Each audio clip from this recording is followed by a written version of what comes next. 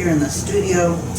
And so they're all members, and I want to make sure I get this right, of District Council 77 and with the International Union of Painters and Allied Trades.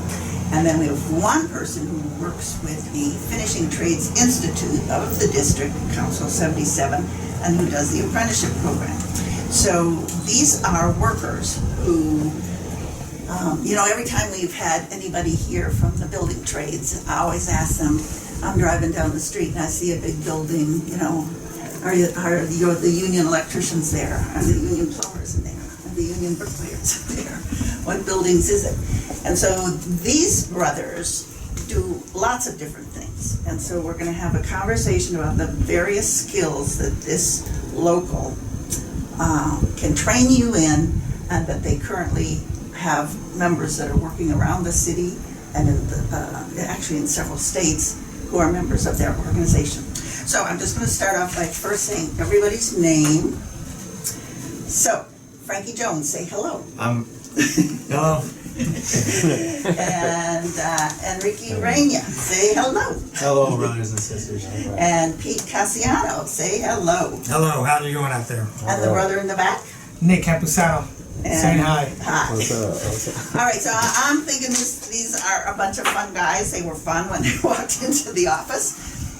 So I think we're going to have a wonderfully enjoyable interview that's also going to provide listeners with a lot of information. And the reason we do this fourth Monday with the trade unions and the building and construction trades is because very specifically they are engaged in trying to reach out to the community, and because WRFG is a community radio station, it is a way for our listeners, your relatives, to find out about how you can get into an apprenticeship program, a union apprenticeship program, that once you have finished will offer more than living wages, will offer good wages, and most importantly, safety on the job, as well as pensions and a grievance procedure.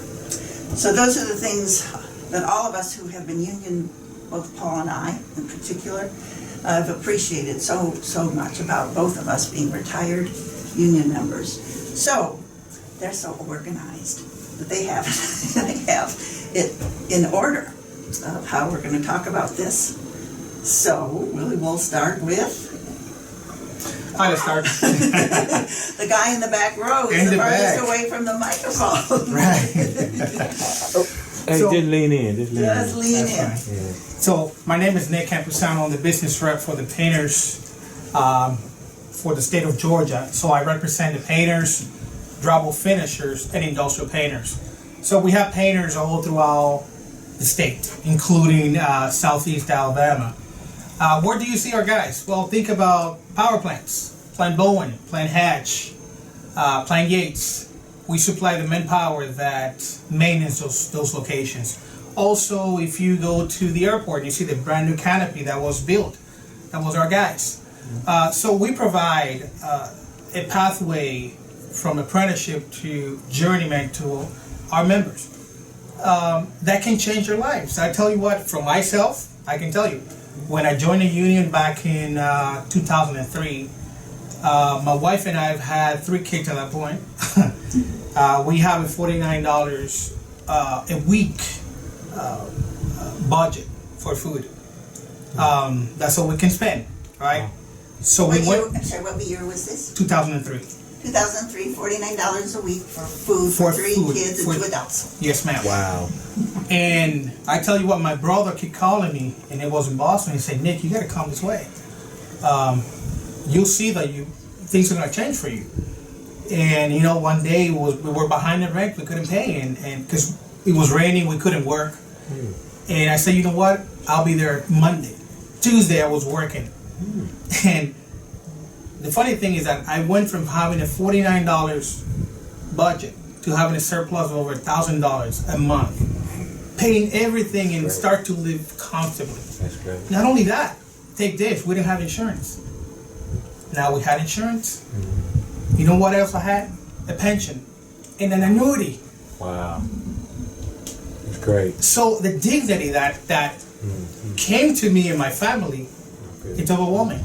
So if you're listening and you hear all kinds of stuff, just give us a call. We can tell you our story, how the apprenticeship will change your future.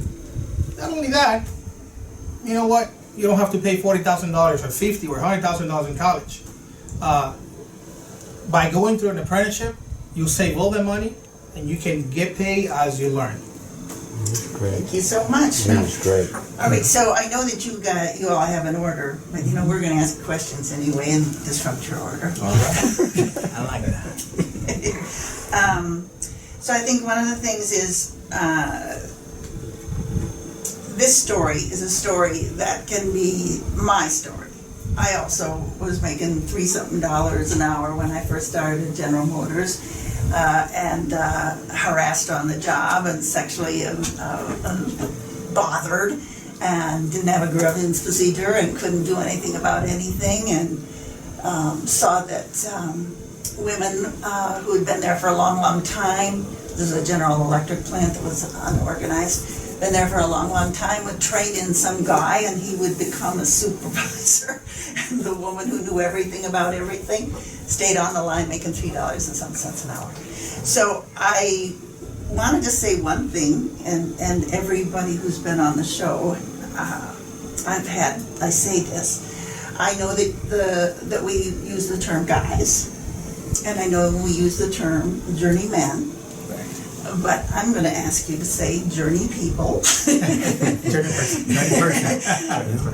I think one of the things that was important to me, getting into General Motors where there were very few women, was that having that job meant that I had a secure future and that I could do anything, almost anything, more than some men could do. And I want to really make it clear to our listening audiences, though it has been true that probably for most people's lives, when you think of the building and construction trades, you don't think of certain people having those jobs. I just want to make it very clear that one of the reasons these unions are coming on WRFG is that they want to say to you all, this is available to you. Okay, that was my little speech. Yes, ma'am. All right. Okay. All right, this is Pete. I want to just bounce off that 1 second and let you know, you hear all the stuff about inequality between men and women. Well, you want to fix that? Join a union. There's right. no one. There's no anybody looking down. Women's pay and men's pay. Yeah, women, men, you all get paid by your skills. And my story is probably a little opposite of Nick's. Not everybody's built for college, so I wasn't one of those. I joined the Marine Corps. I graduated high school a semester early, and 2 weeks after I turned 18, I was in Marine Corps boot camp. By the time I was done, I had graduated boot camp before my class had graduated high school. So I got shipped off around the world for a few years, and when I got done, I came back home with no skills whatsoever. Nothing that, you would want to do on the street at least. And so I knew a guy that had this little tiny glass shop, and I started working for him knowing absolutely nothing, making $5 an hour. And then I heard about the union, and I found out where their office was, and I went in and I became a pest, and went in and bothered the business agent until he finally gave in and got me a job. My pay went from $5 to $18.95 in a day. I can honestly tell you, this is one of the most things I'm proud of. In all my years since I left the Marine Corps, I've always had health insurance. I'm 58 years old, I have 5 kids, my whole family's always had health insurance. So, college isn't for everybody, I'm not knocking it. A lot of people go to college and it's great, but if it's not for you, there's definitely an alternative. And that's our apprenticeship program where, as Nick said, you get paid to learn. You don't have to get into debt or anything like that. And that being said, we've got Frankie, our apprentice coordinator. Hello everyone, I'm Frankie Jones. I am the apprenticeship coordinator for the painters and the glaziers. I teach health and safety. I am a glazier by trade. I've been in the trade 20 years. I went through the apprenticeship. I started at, I think it was, average pay then was $9.55 an hour. But my uncle called me one day. He said, "Man, we got this work we're doing, and we need some help. You want to go to work?" I said, "Sure." So but I was driving 100 miles one way to get a job that was paying $9 an hour, Wow. and one way. I lived in north of Rome. Driving to Atlanta every day. That was the haul every day. Getting up at 4 o'clock, trying to get to work by 7, and but I did my apprenticeship. I went through, and then when I journeyed out, I was 18, $19 an hour then. But 20 years later, I now have opportunity.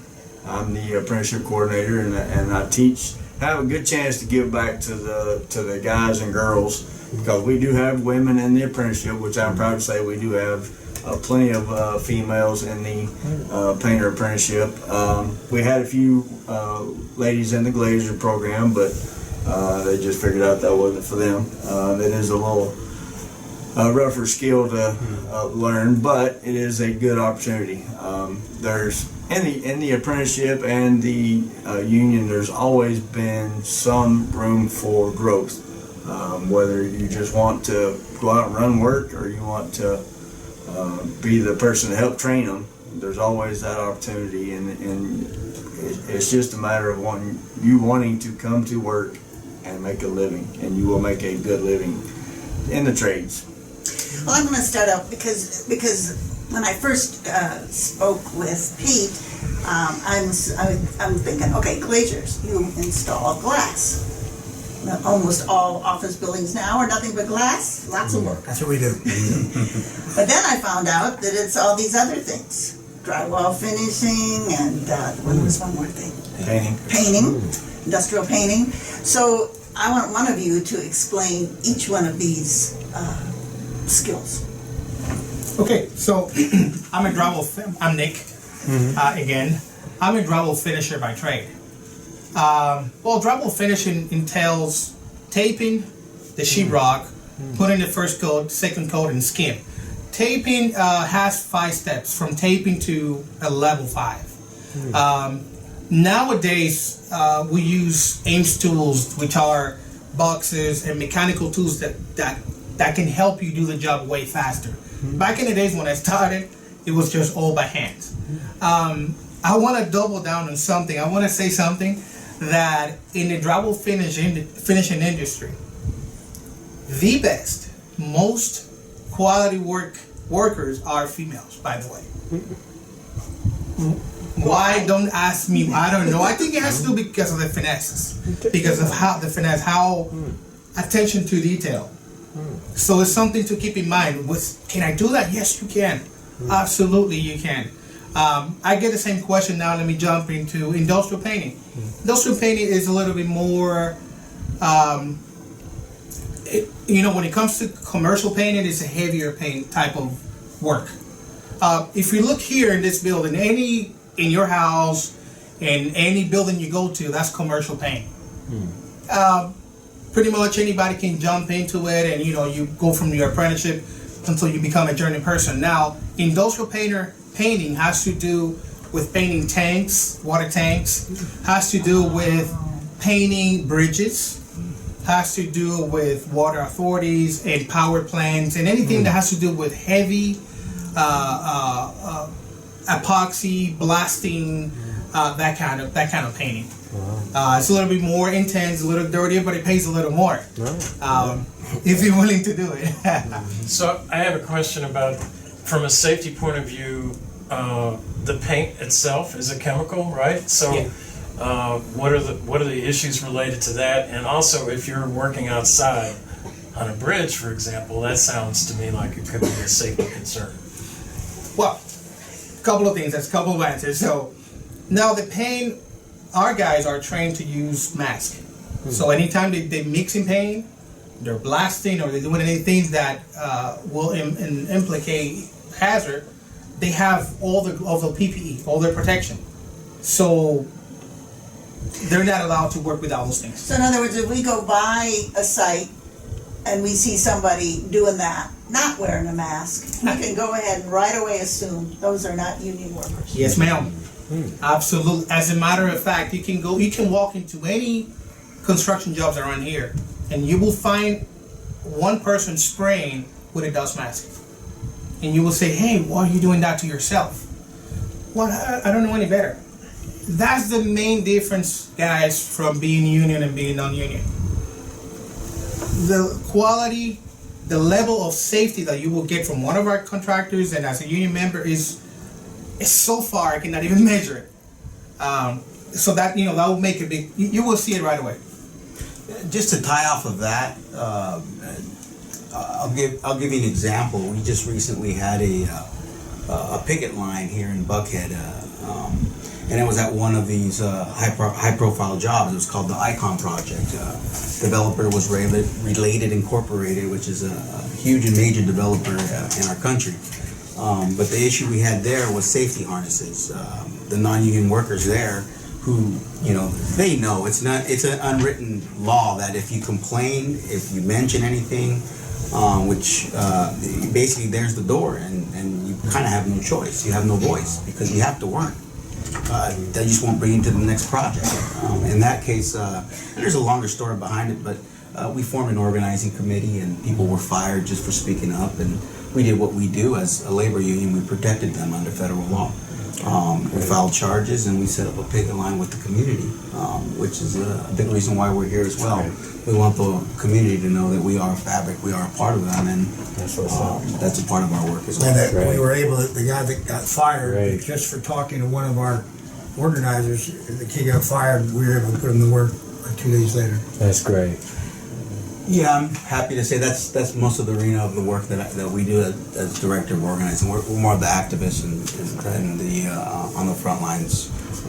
We also deal with good contractors that don't want to do these types of violations just to make more profit. Hopefully they see their workers more.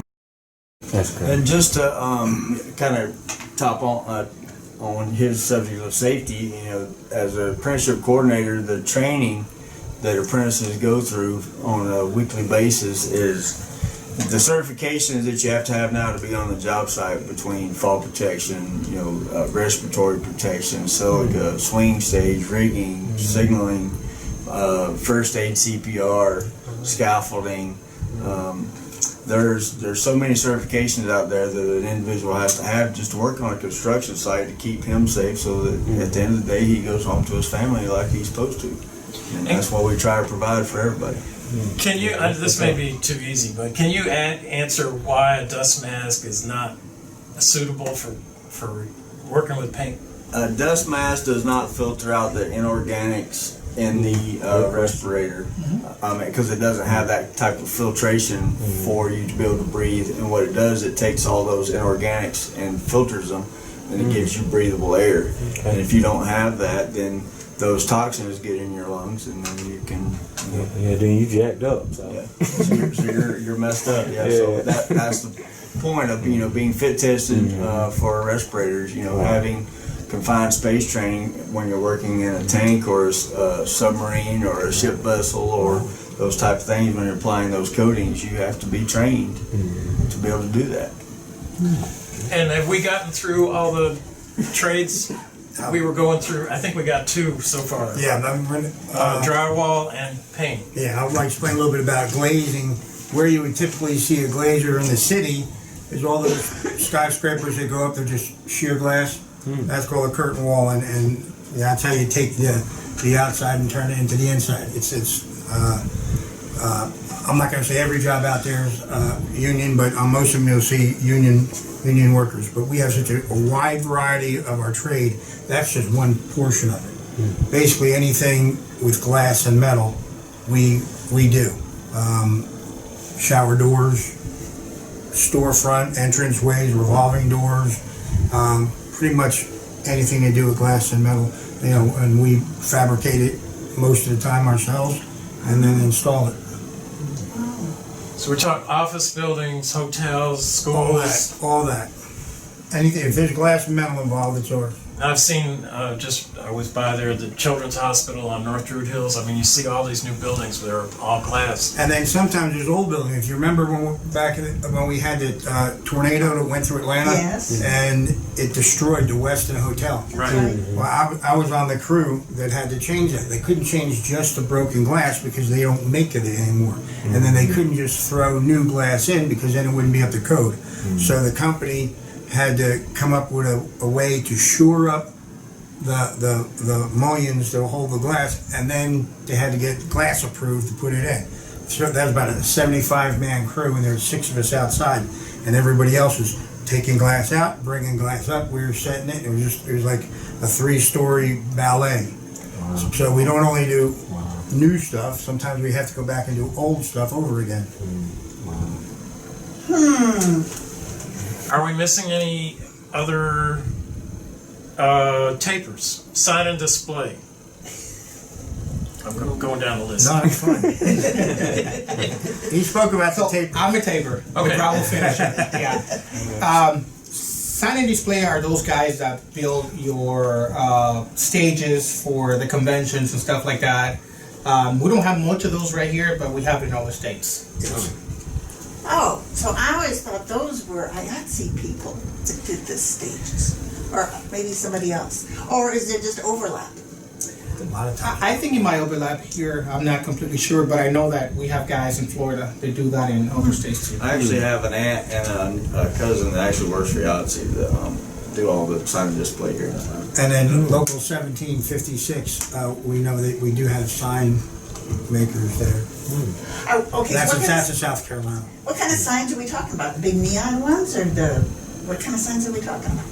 The ones that change? They do a lot of It's a lot of banners. mostly banners. Oh. Yeah. Not like Vinyl. neon and stuff. Oh, those Oh, kind of signs.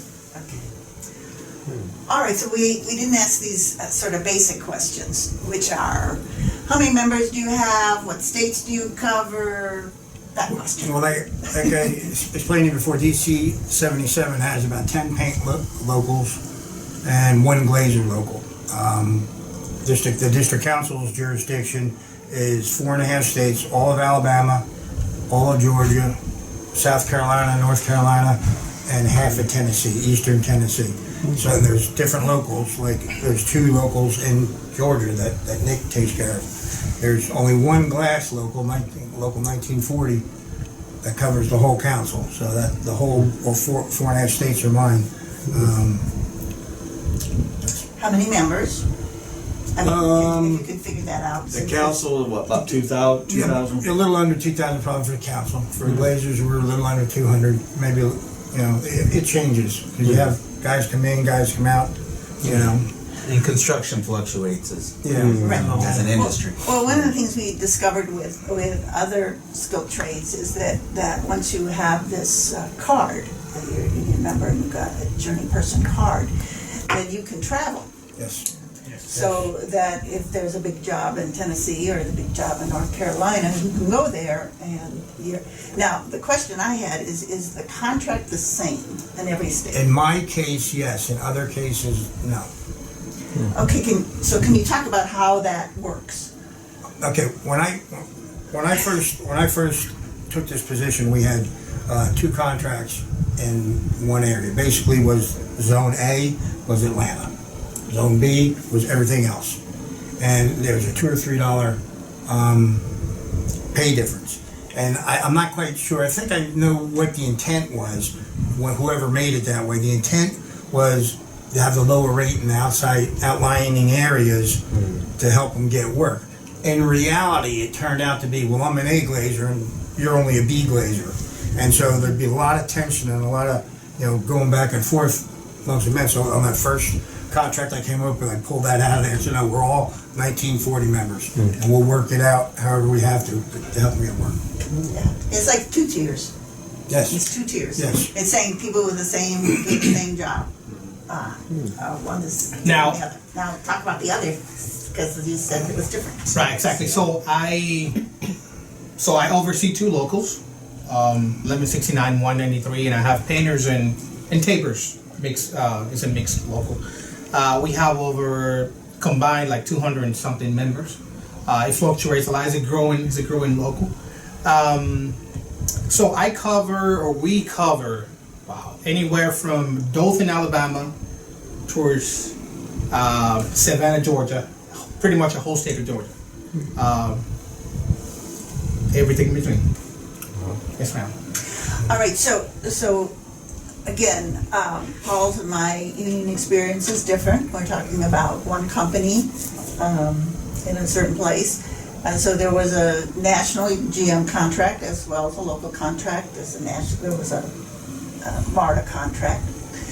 How does it work now? Because there are different construction companies. So is it that every construction company has the same contract with the same kind of wage increases, the same pension, the same this, the same that?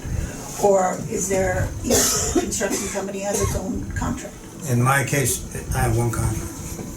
They all follow, with the exception of one that is in Alabama, but they do specialty storefronts, and they just travel the country. They don't really participate, but all our local contractors pay the same. I mean, what about? In my case, it varies a lot. I have multiple contracts. Now, let's mention the power plants, right? The nuclear power plants have their own contract, which is the highest paying contract. And then we have the local CVA, which is a large, which is 24, 25. Going back to the nuclear is 27, 15. Now the other contracts we have, like for commercial and durable finishing, they're all different. None of them are like each other. All right. Well, so then how is it that people are people able to go from company A, which pays this, to company B, which pays this? How does that work? Well, let's say, that's a good question.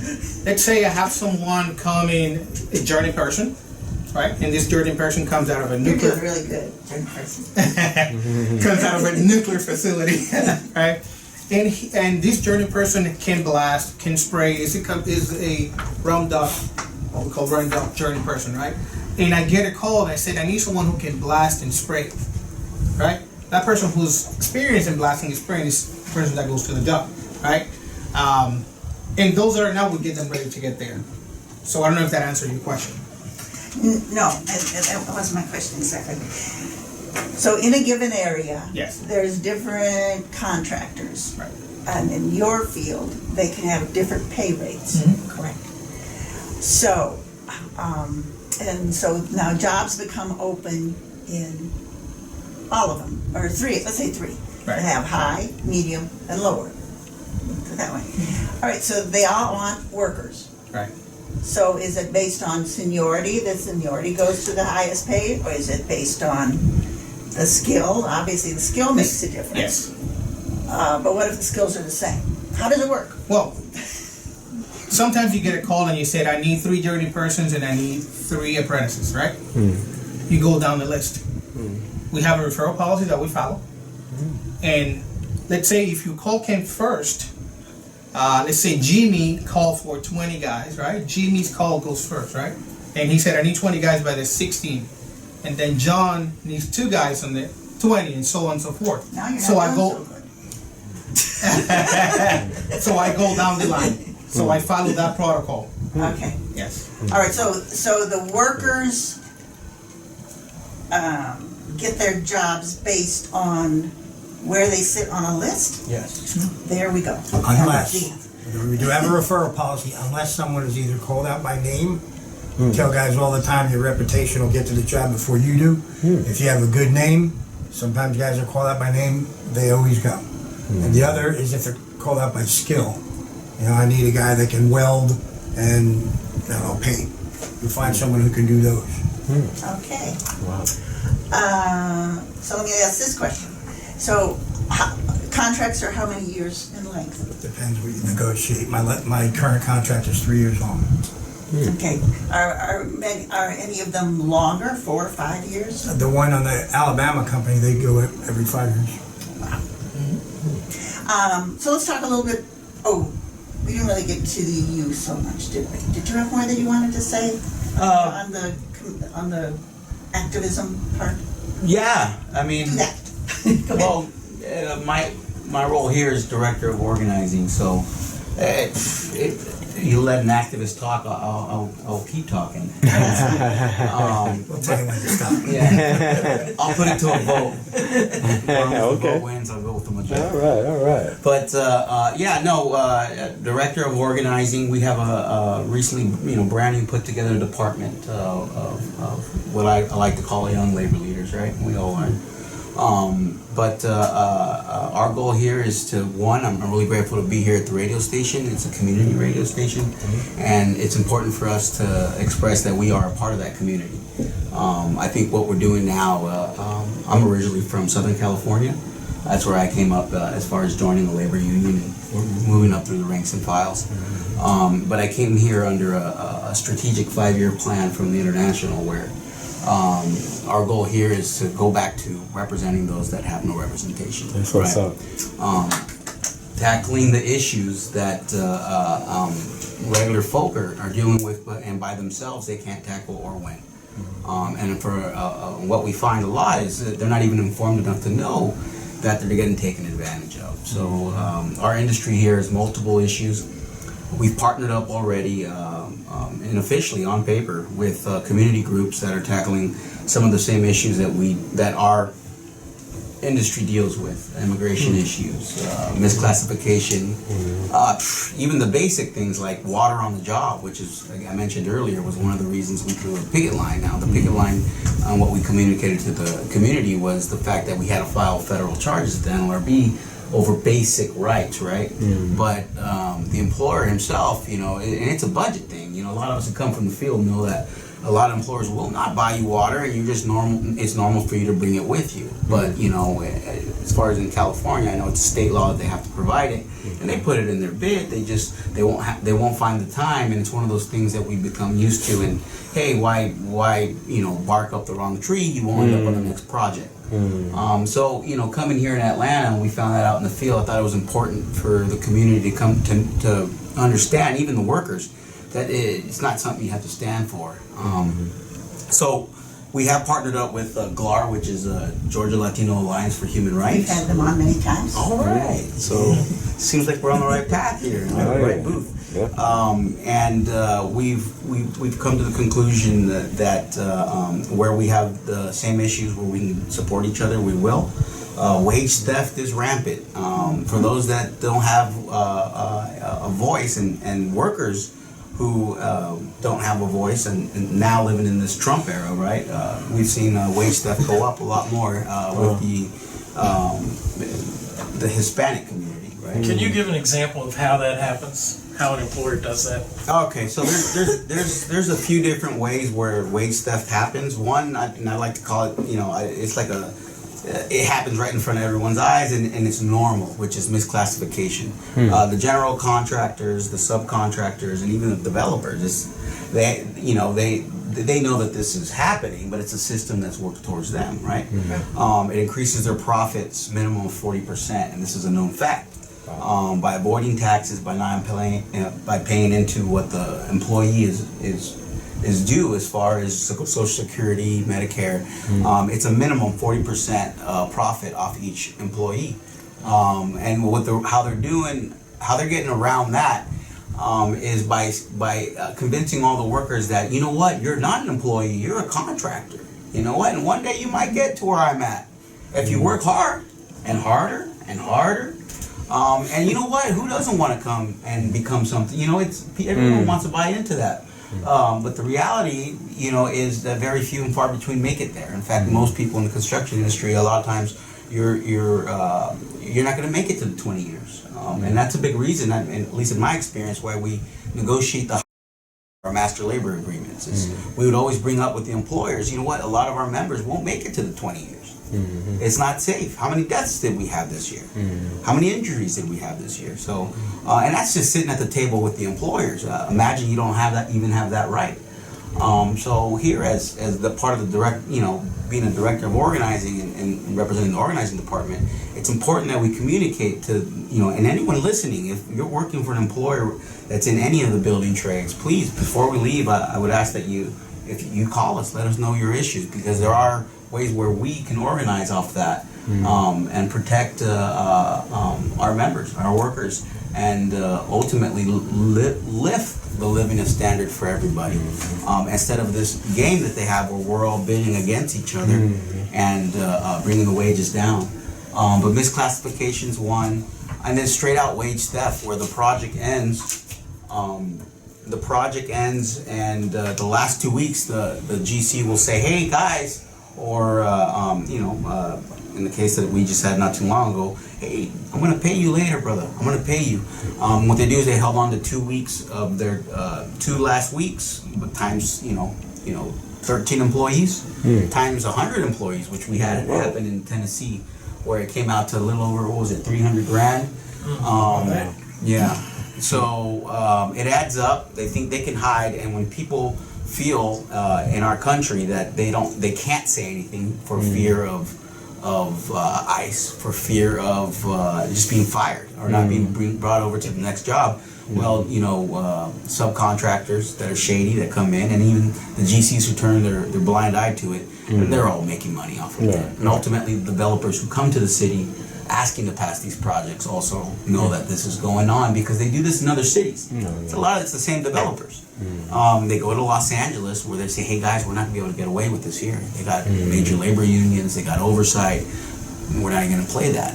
But in Atlanta, they're not sharp enough in Atlanta. We're gonna go ahead and move on this. And that's a big push that we have in our 5-year strategic plan. We're going to expose that to the community, because nothing beats the community.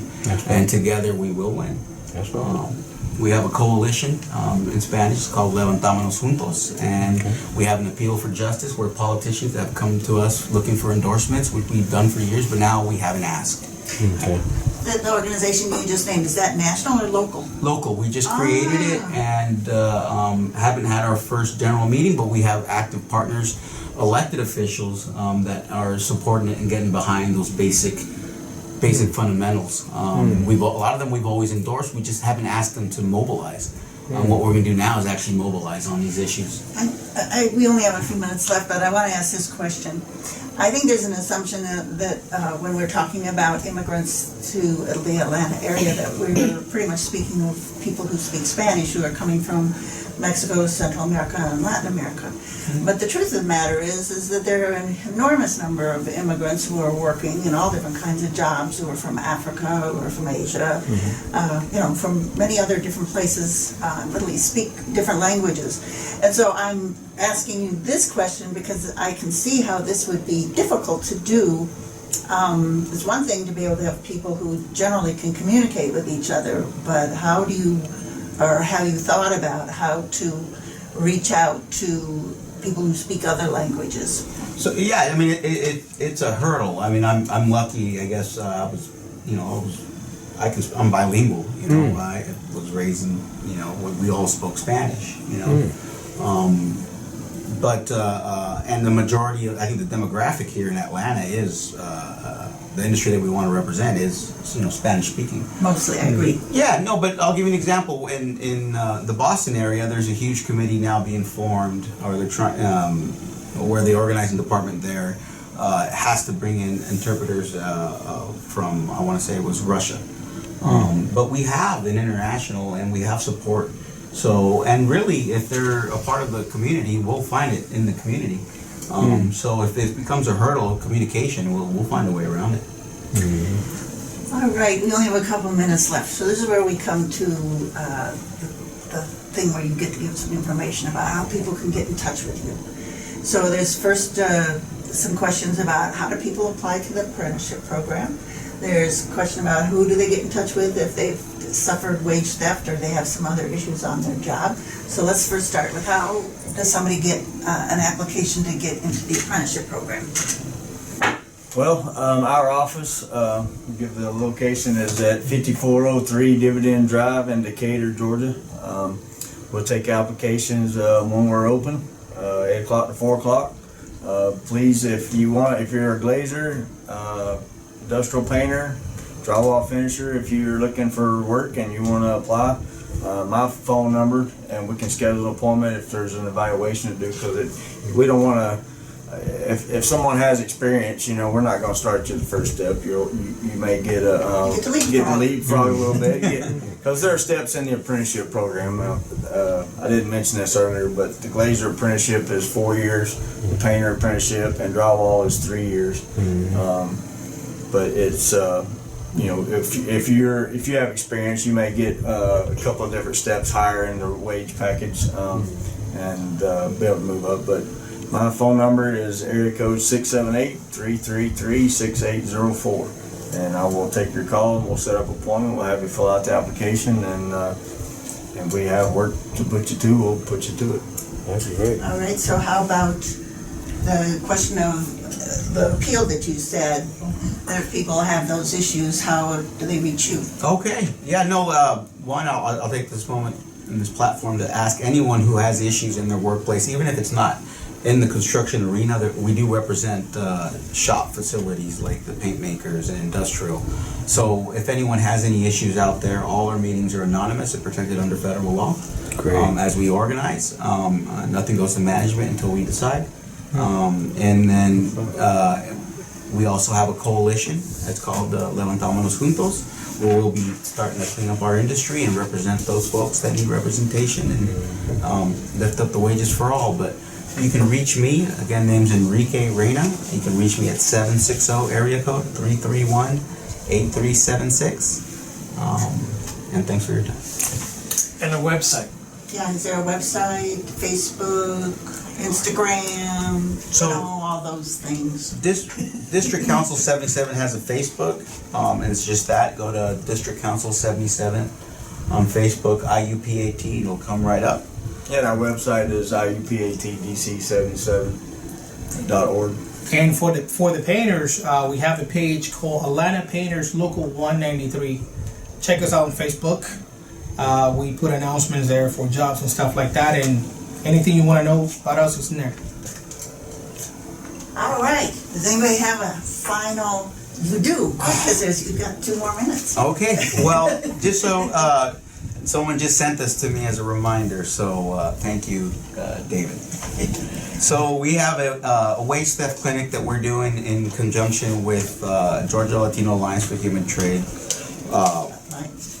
for Human Rights, I'm sorry.